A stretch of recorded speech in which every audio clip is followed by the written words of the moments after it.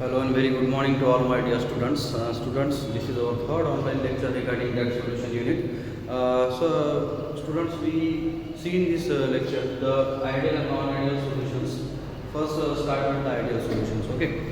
तर मित्रांनो आपण सोल्युशन्स काय आहे ते बघितलं आहे आणि आपण ट्रू सोल्युशन्स या गोष्टीवर जास्त भर देणार आहे युनिटमध्ये. तर तुम्ही समजून घ्या पॉईंट्स. मी काही पॉईंट्स तुमच्याकडे छोटेसे काढले आहेत, त्याला मी इलॅबोरेट करणार आहे आणि तुम्हाला सिंपल भाषेमध्ये सांगणार आहे. Okay.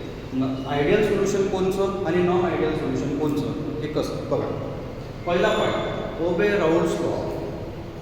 The solution which obey the Raoult's law over the entire range of concentration called as the ideal solution. जे सोल्युशन त्याचं कॉन्सन्ट्रेशन कितीही असो, कमी असो जास्त असो, काहीही असो, जर कॉन्सन्ट्रेशन त्याच्यामध्ये किती सोल्यूट असो किंवा कमी असो की जास्त असो, जे सोल्युशन राऊल्स लॉला ओबे करल, त्याचे रूल पाळल, ते झालं आयडियल सोल्युशन. ठीक आहे. दुसरा पॉईंट दिला, no heat is reward gain or the absorption. Friends, याच्यामध्ये महत्त्वाचं काय होते, when the two components add to form a mixture or the solution there is no heat evolved. म्हणजे ना सोल्युशनचे एक्झोथर्मिक आहे ना ते एंडोथर्मिक आहे. आता असं आहे, जर सोल्युशन तयार होत असताना हीट इव्हॉल्व झाली, बाहेर निघत असेल, तर ते सोल्युशन झालं, ते हीट ऑफ सोल्युशन झालं एक्झोथर्मिक. जर सोल्युशन बनत असताना दोन कंपोनंट मिक्स होत असताना जर का हीट जर का ते सोल्युशन गेन करत असेल तर ती झालं एंडोथर्मिक. आणि म्हणून जर आयडियल सोल्युशन जर तयार होत असेल, जर दोन कंपोनंट मिक्स होऊन, तर त्याची हीट काही राहत नाही असं त्यांचं म्हणणं आहे. The there is no heat absorb or released when the two components mix to form an ideal solution. Hence, the enthalpy of the mixture is delta, that is change in mixture. Here is the enthalpy is yes. Third point is no change in volume. There is no change in the volume when the two components mix to form an ideal solution. The volume of the whole solution is the sum of the volume of the two components that add to form an ideal solution. याचा अर्थ काय? यांचा असा अर्थ आहे का व्हॉल्यूममध्ये change होणार नाही. सपोज 1 लिटर सोल्युशन घेतलं, त्यांचं जे टोटल व्हॉल्यूम आहे तेच व्हॉल्यूम सोल्युशनचं राहील, ना त्याच्यापेक्षा कमी राहील ना त्याच्यापेक्षा जास्त राहील. म्हणून त्यांनी नो चेंज इन व्हॉल्यूम म्हटलं आहे. हेच याचा अर्थ असा की दोन कंपोनंट जे मिक्स होऊन राहिले, त्यांचं जे दोघांचं जे व्हॉल्यूम असेल तेच व्हॉल्यूम आयडियल सोल्युशनचं असेल. जर असं नसेल तर ते आयडियल सोल्युशन नाही. आणि म्हणून लिहिलेलं आहे नाव delta delta is change in mixture आणि what is V is the volume. See, there is no change in the volume. हे कंडिशन्स आहेत. त्यानंतर लिहिलं आहे इंटरॅक्शन. हे बघा मित्रांनो, आयडियल सोल्युशनमध्ये आणि कोणत्याही सोल्युशनमध्ये 3 प्रकारचे इंटरॅक्शन होते. जर सोल्युशन बनत असेल तर सोल्यूट इंटरॅक्शन असते, सॉल्वंट इंटरॅक्शन्स असतात आणि सोल्यूट इंटरॅक्शन्स असतात. Okay. In the ideal solution the intermolecular attraction or interaction between the solute solvent and solvent solute are comparable. Comparable म्हणजे ज्यांचं मॅग्निट्यूड सेम राहते. म्हणजे सोल्यूट इंटरॅक्शन राहील, त्याच मॅग्निट्यूडचं सॉल्वंटचं राहील, त्याच मॅग्निट्यूडचं सॉल्वंटचं राहील. समजून घ्या. म्हणजे त्यांच्यामध्ये ना याचं जास्त ना या दोघांचं कमी असं होणार नाही. सेम मॅग्निट्यूडमध्ये राहील, आर कम्पेरेबल. म्हणूनच शब्द तो आहे. आणि लास्ट पॉईंट आहे व्हेपर प्रेशरचा. जर आयडियल सोल्युशन असेल तर त्याचं व्हेपर प्रेशर जो प्युअर कंपोनंट राहील त्याच्या सोल्युशनच्या सारखंच राहील. हेच the vapor pressure of that solution or the ideal solution is lie between the vapor pressure of that the pure component. हे असं म्हणजे त्याच्यावरच राहील. आता एक्झाम्पल दिलेलं आहे त्यांनी, बेन्झीन आणि टोलेन. हे बघा मित्रांनो, पहिली गोष्ट तुम्हाला मी क्लिअर करून सांगतो, ना या युनिवर्समध्ये कोणती गोष्ट 0% आहे, ना या युनिवर्समध्ये कोणती गोष्ट 100% आहे, ना कोणती गोष्ट परफेक्ट आहे, ना कोणती गोष्ट परमनंट आहे. हेच आपण एक तशा सारखी कोणती गोष्ट बघतो. का बरं? कारण का लॉस तो आहे. आपण एक्झाम्पल जरी दिलेलं आहे बेन्झीन आणि टोल्यूनचं, पण मी लिहिलं काय, बिहेव नियरली आयडियल. आयडियल नाही, बिहेव नियरली आयडियल. एक्झाम्पल दिलेलं आहे. जसा थर्मोडायनामिक्सचा थर्ड लॉ वापरणार तुम्ही, no machine has yet been made who has efficiency unity. अशी कोणती मशीन बनली आहे सांगा. हेच कोणतीच गोष्ट परमनंट नाही, कोणतीच गोष्ट परफेक्ट नाही, ना कोणती गोष्ट 0 आहे, ना कोणती गोष्ट 100 आहे, बस ती आहे हे समजून घ्या. त्याच्यावर लॉज अप्लाय होतात, फोर्सेस अप्लाय होतात. ठीक आहे, तो आपला विषय नाही आजचा. मग आता नॉन आयडियल सोल्युशन्स कोणतं असतो मित्रांनो?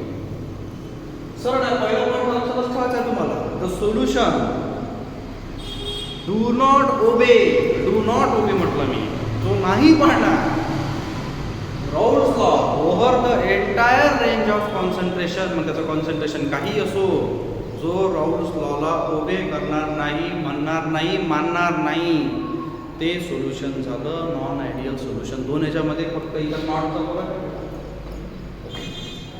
पॉईंट दुसरा पहा, वेपर प्रेशर. आता होते कसं, vapour pressure of this solution can be higher or lower. म्हणजे आता एक खूप लक्षात घ्या, इकडे आपण पॉईंट काय बोललो होतो, vapour pressure of this solution line between the vapour pressure of the pure component. सारखं राहील, प्युअर कंपोनंटचं वेपर प्रेशर आणि आयडियल सोल्युशनचं वेपर प्रेशर जवळपास सारखं यायला पाहिजे, लाईन बिटवीन द सेम. पण इथं तसं नाही होणार. नॉन आयडियलमध्ये हे जर का प्युअर वेपर प्रेशर प्युअर कंपोनंटचं राहील तर एक ते हायर राहील किंवा लोअर राहील, सिमिलर राहणार नाही, हे लक्षात घ्या. Hence, the vapor pressure of that non-ideal solution is either higher or lower than the vapor pressure of the pure component. हा महत्त्वाचा पॉईंट एक लक्षात ठेवायचा. आणि deviation from the Raoult's law, जे नॉन आयडियल सोल्युशन्स आहेत ते डेव्हिएशन्स दाखवतात. कसे? दोन प्रकारचे डेव्हिएशन दाखवतात. एक दाखवते पॉझिटिव्ह डेव्हिएशन, दुसरं दाखवते निगेटिव्ह डेव्हिएशन्स. हां, आणि एक पॉईंट जे बोलतो की ते आहे नाही असं नाही. हे बघा, जे नॉन आयडियल सोल्युशन्स हे बघा बुकमध्ये दिलेलं आहे, मी माझ्यानुसार सांगतो. जे नॉन आयडियल सोल्युशन असेल तर ते हीट त्याची 0 राहत नाही. जर नॉन आयडियल सोल्युशन असेल तर ते एक्झोथर्मिक रिॲक्शन दाखवून, or the heat of reaction exothermic राहील, नाही तर एंडोथर्मिक राहील. 0 नाही राहणार. दुसरी गोष्ट, व्हॉल्यूममध्ये काही ना काही चेंज राहील. 100% सेम व्हॉल्यूम त्यांचा येणार नाही. आणि इंटरॅक्शन, आता इंटरॅक्शनचा पॉईंट मी इथं सांगणारच आहे, हे समजून घ्या. ठीक आहे, बुकमध्ये नव्हतं त्यामुळे मी तुम्हाला सांगितलं. मग आता deviation from the Raoult's law, non आयडियलमध्ये दोन प्रकारचे डेव्हिएशन होतात. एक असतं पॉझिटिव्ह डेव्हिएशन, एक असतं निगेटिव्ह डेव्हिएशन. आणि कोणत्या पॉईंटवर हे तुम्ही ठरवलेलं आहे तर इंटरॅक्शन बिटवीन सोल्यूट सॉल्व्हंटच्या, हे महत्त्वाचं मी लिहून टाकलेलं आहे. काय लिहिलं पाहिजे? Interaction between solute solvent is bigger positive. आता इलॅबोरेट करतो पॉईंट कसा. The solution in which there is an interaction or intermolecular attraction between the solute solvent is weaker as compared to solvent and solute. बघा इथं काय बोलतो बेटा, comparable. इथं comparable आहे का? मग नाही, हे तीनही कंपेरेबल आहे. पण इथं सोल्यूट सॉल्वंटचं इंटरॅक्शन हे वीकर आहे, वीक इंटरॅक्शन आहे त्यांच्यामध्ये, अट्रॅक्शन वीक आहे. Hence, the vapor pressure of that solution shows the positive deviation has higher value than the vapor pressure of pure component. म्हणजे जे सोल्युशन पॉझिटिव्ह डेव्हिएशन दाखवून राहिलं, ज्या सोल्युशनमध्ये सोल्यूट सॉल्व्हंट इंटरॅक्शन हे weak आहे, त्याचं वेपर प्रेशर हे प्युअर कंपोनंटच्या वेपर प्रेशरपेक्षा काय राहील? हायर राहील. हे लक्षात घ्या. एक्झाम्पल दिलेलं आहे, इथेनॉल आणि ॲसिटोन, कार्बन डायसल्फाइड आणि ॲसिटोन. ठीक आहे. दुसरं निगेटिव्ह डेव्हिएशन कोण दाखवा. बस इथं विकार शब्द आहे बेटा, इथं स्ट्रॉंग करा, जास्त काही करायची पाठ करायची गरज नाही आहे, फक्त तुम्ही पॉईंट लक्षात ठेवा. आता मग इथे काय बोलणार आहे? The solution in which shows the intermolecular attraction or interaction between solute solvent is stronger. इथं काय होतं? विकर. कोणाचं interaction?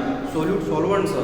Than solvent and solute. This solution shows the negative deviations towards the Raoult's law. The point that shows the lower vapor pressure than the pure component. जर आता हे जर solution negative deviation दाखवून राहिलं, ज्यांचं interaction हे stronger आहे, कोणाचं? सोल्यूट आणि सॉल्व्हंटचं, तर हे जर प्युअर वेपर प्रेशर राहील कंपोनंटचं, तिथं बोललेलं आहे आपण काय म्हटलं आहे त्यांनी? लोअर म्हटलं आहे. त्यामुळे त्यांचं त्या सोल्युशनचं वेपर प्रेशर हे लोअर राहील. अशा प्रकारे आयडियल आणि नॉन आयडियल सोल्युशन्स आहेत, त्याचे एक्झाम्पल्स दिलेले आहेत. मी तुम्हाला मी समजून सांगतो ग्राफिकल रिप्रेझेंटेशननुसार कसं आहे. हे बघा, याचे तुम्हाला बुकमध्ये अलग अलग ग्राफ दिलेले असेल. ठीक आहे, बुकमध्ये ग्राफ अलग अलग दिलेले असेल, पण मी तुम्हाला एक कंडिशन सांगतो. जो आपण मागच्या लेक्चरमध्ये ग्राफ काढला होता त्याच्याच भरोशावर हा ग्राफ केला जातो. ठीक आहे, तुम्ही 2 मिनिटं लक्षात मी ग्राफ तुम्हाला काढतो. ठीक आहे. तुम्हाला मी मागच्या वेळेस मी तुम्हाला ग्राफ सांगितलं होतं की असा आहे ग्राफ. ओके. इथं लिहिलं होतं मी वेपर प्रेशर जे वाढून राहिलं असं. इथं लिहिलं होतं मोल फ्रॅक्शन. ठीक. इथं सुद्धा वेपर प्रेशरच पाहिजे असं पाहिजे. आणि आपण बोललो का हा ग्राफ दोन ग्राफचं मिक्सिंग आहे प्रकारचं, कारण सोल्युशन बनलं आहे दोन गोष्टीचं मिक्सर. हे जर x1 इक्वल्स टू जर का किती असन, इथं जर का असन 1 आणि इथं जर x1 इक्वल्स टू असन 0, मोल फ्रॅक्शन ऑफ वन कंपोनंट. दुसरं x2 इक्वल्स टू इथं राहील 0 आणि x2 इक्वल्स टू इथं राहील 1. ठीक आहे. आता बघा आपण बोललो की vapour pressure directly proportional to the mole fraction. Mole फ्रॅक्शनची व्हॅल्यू 0 असेल तर वेपर प्रेशरची व्हॅल्यू सुद्धा 0 राहते. मोल फ्रॅक्शनची व्हॅल्यू जेवढी वाढत जाईल तेवढीच वेपर प्रेशर वाढत जाईल. हेच जर आपण ह्या ग्राफ बघलो कोणचा वाला x1 0 पासून x1 = 1 आणि हा ग्राफ असा आहे ना. ठीक आहे. म्हणजे पण आपण पहिले करतोय हा पाहणार त्याची व्हॅल्यू अशी देईल बेटा. आपण असं बोललो हा इथं व्हॅल्यू. मग दुसरा x2 = 0 पासून x2 = 1 म्हणजे हा ग्राफ असा. तर मग मी पहिले 0 व्हॅल्यू असेल तर 0 आणि 1 काही व्हॅल्यू असेल तर मग वेपर प्रेशर काय होईल? वाढणारच आहे. बिलकुल वाढणार. हे असं आपण असं बोललो now P = P1 + P2. What is P? Is the total vapour pressure. P1 आणि P2 काय? The partial vapour pressure of the two components. आता आपण काय बोललो होतो हा पॉइंट लक्षात घ्या. हा झाला ग्राफ तुमचा. हां ठीक आहे. ही झाली P1 आणि हा झाले हां इथं काय आली 30. ठीक. ओके. समजून घ्या. आता आपण काय बोललो होतो की जर पॉझिटिव्ह डेव्हिएशन्स असेल आयडियल राऊल्स लॉला तर त्याच्यामध्ये shows higher vapour pressure than the pure component. हे बघा हे जे वेपर प्रेशर आहे ते काढलेलं ते प्युअर कंपोनंट्स आहे. हे जे वेपर प्रेशर काढलेलं आहे प्युअर कंपोनंटचं हे वेपर प्रेशर त्या सोल्युशनचा आहे. हायर म्हटलं तर काय करायचं बघा असं असं आहे तर हायर त्या व्हॅल्युएशन काय व्हॅल्यू दाखवायची. हां सगळ्यात पहिले मी काय दाखवणार आहे shows higher vapour pressure than the pure component. एकाच ग्राफमध्ये तुम्हाला आयडिया लक्षात ठेवायचा होता. हायर म्हणजे आता ही रेष आहे बस. हाय हे इकडे आहे कसं हाय हे इथं आहे कसं आलं लक्षात तुम्हाला मी काय म्हणतो. आणि दुसरा त्यातच असं जर तुम्हाला निगेटिव्ह डेव्हिएशनचं सोल्युशनचा जर ग्राफ दाखवायचं असेल तर तसं मी केलेलं आहे. हे बघा असं